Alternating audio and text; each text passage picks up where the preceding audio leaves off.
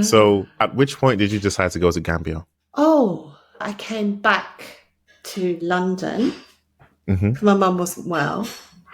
Okay. So I came back to London and I worked for a time in England, in London. And that's when I met Viv, Ahmun, and also met Jasper.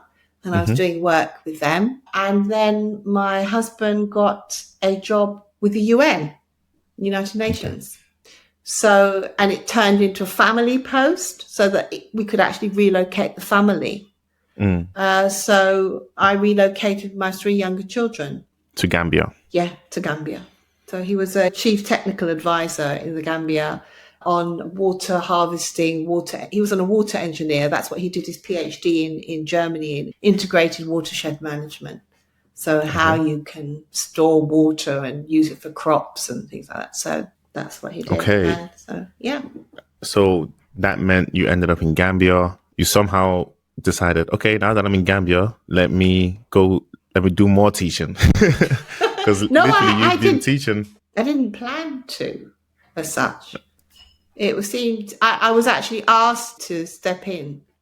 Really? There was a job going. I applied, but they kept losing my application for some reason. But anyway, but in the end, I ended up as the head teacher of their top international school in the Gambia, the foremost and school. What was that experience like? Did you bring all the knowledge that you had gotten from the seminars, or the teaching stuff you'd done in Germany? It was the toughest thing that I've ever done, I think. Well, actually, apart from the GLC, it was one of the toughest things because, at the end of the day, this was an international school, but most of the teaching staff were West Africans, so Sierra Leonean, Nigerian, Gambian.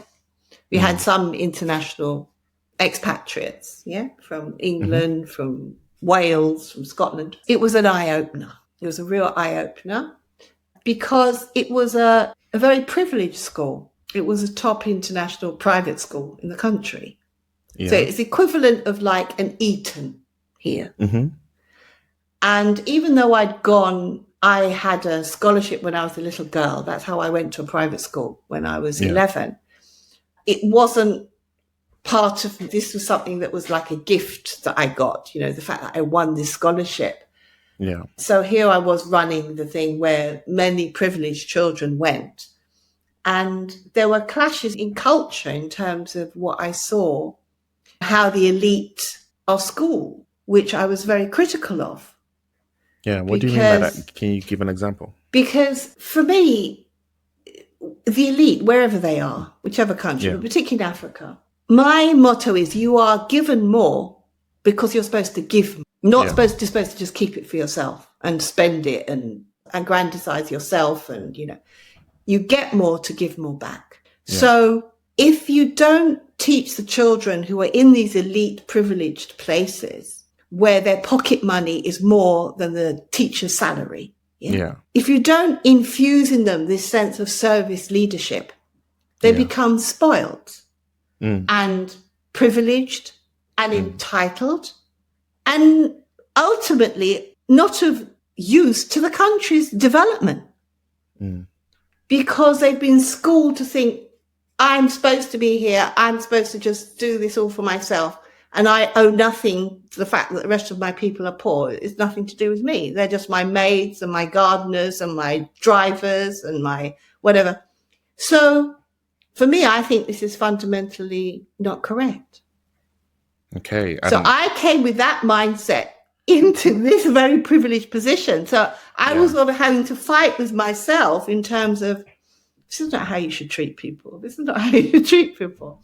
Yeah. So I had to do things to help to bring a different mindset with the privileged young people. And that was tough. I can imagine, because that is status and elitism is a thing that is very big in Africa, at least in Nigeria, I know from my experience. Yeah. And what kinds of things were you able to do to change that? Because, I would be interested to know. I banned parties. You banned parties in the school? Explain how that changes the mindset. I tell you, if anybody could have killed me on the first day, my first, what's when you stand up in front of everybody? And I said, right. Assembly. Yes, that's it. I said, we're going to ban parties in the school. If looks could have killed, I would have dropped dead on the spot. Okay. And I said, and what we're going to do is we're going to bring extracurricular activities to develop the children. You know, we'll do spelling bees, we'll do art, we'll do drama, we'll do sport, we'll get all that going. And I said, and once that's all going, we'll bring back parties. What were they partying for in the first place? Like, what was the parties for? It's just it's about privilege. It's just to show we got money and we want to spend it. Exactly, you know. Were the teachers involved in these parties? No, I'm not against partying. If anybody will tell you, I love parties. Yeah, I love to dance. Yeah. Mm-hmm. So, but I wanted something else in place before we just did parties. And so once we got all those things in place, I said, okay. So we set up a student council. I made sure everybody voted for people. And I said, right, now you come, let's organize this together. So everything was done more ethically. Yes. And properly. And I remember some of the students saying, Mrs. Lamour, no one's ever showed us this. I said, I know. And how do you think when you grow up and you take a position of power, people become corrupt? It doesn't happen overnight. I said, it happens from when you're at school. How old were these kids? 16, 17. Okay, so they were like teenagers. Yeah.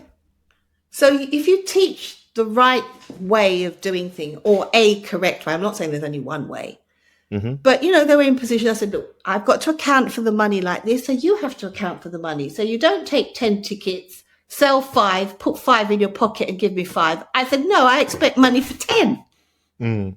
So it's that kind of rigor. That means there's less things for wriggle room.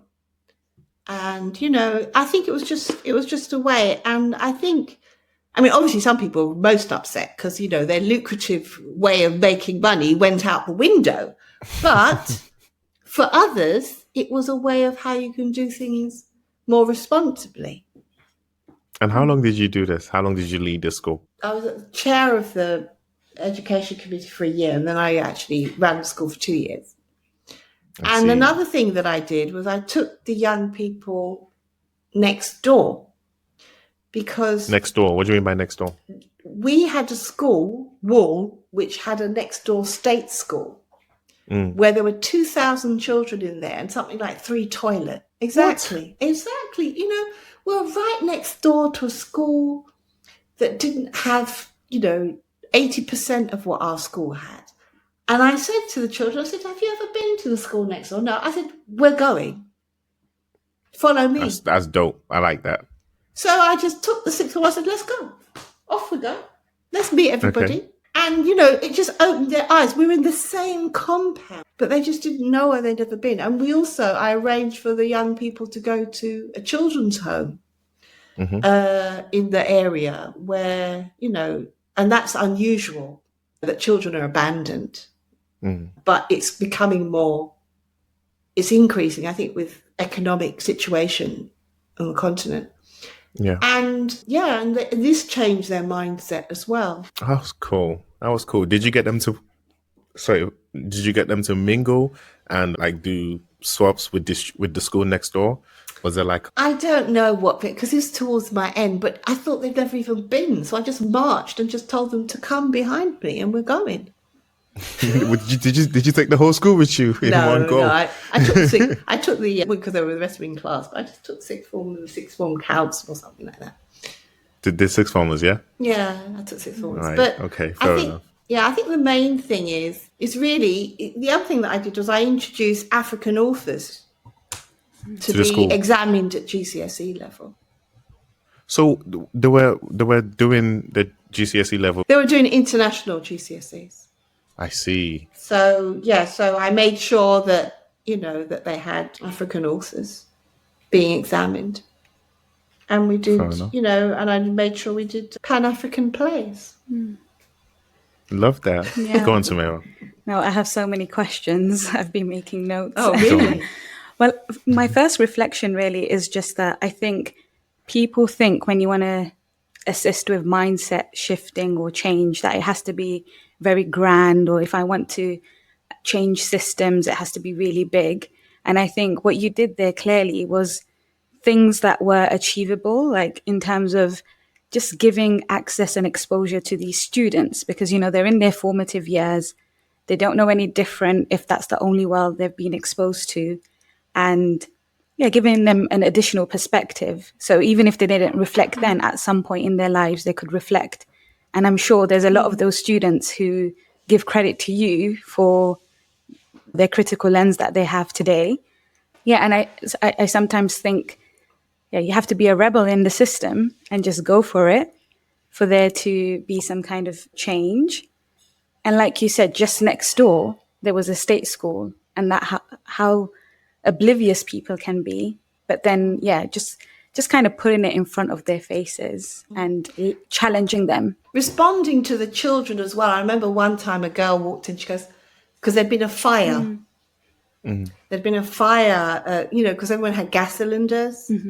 And this thing had blown up and it had burnt, it killed and burnt so many people. And she came, she goes, she had a dream. God told her this, that, and the other. You know, I want to collect this, that, and the other. I said, yes, absolutely. And so we just gathered, and then we went to see them. So she had a dream that she needed to help those who had been in this fire. That's right. In the Gambia. That's right. And you were just like, yeah, let's go do it. That's right. As a school. That's right. Absolutely. Amazing. Yeah, that's what you can do. And, you know, just when it feels right, the children are showing empathy, compassion, and you learn things, because we can't always be saviors. Many of the times we're doing it for ourselves. We're not doing it for the other person. Yeah. That's very true. But there was something inside of her that she wanted. And I told them we got to listen. Let's phone the doctors and see what they need, what kind of foods they need that will help to build back skin. Because that is a killer.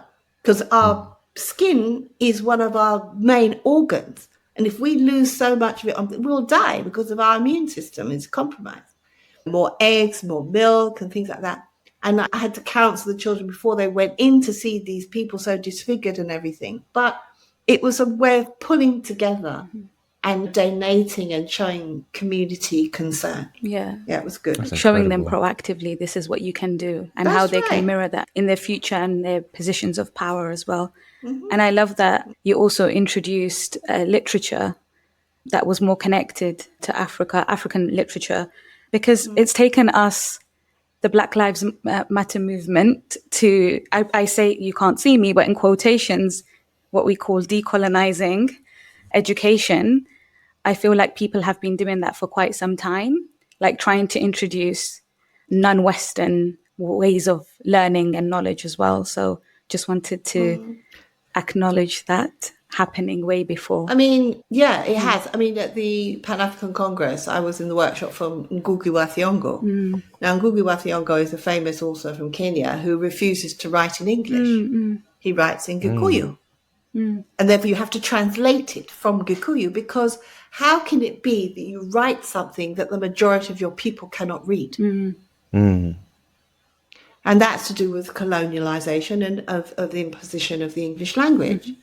And of course, if most people are not literate in the language in which your constitution is written, that is denial of their human rights, because you can't enforce something you don't even know exists, because you can't read it. It is really important. I understood that, and I was very moved by things like that. And there was a point when I just read only African literature, and at one point I could pick it up and know, oh, this is East, this is South, this is West, because I just got the feel. So I learned a lot.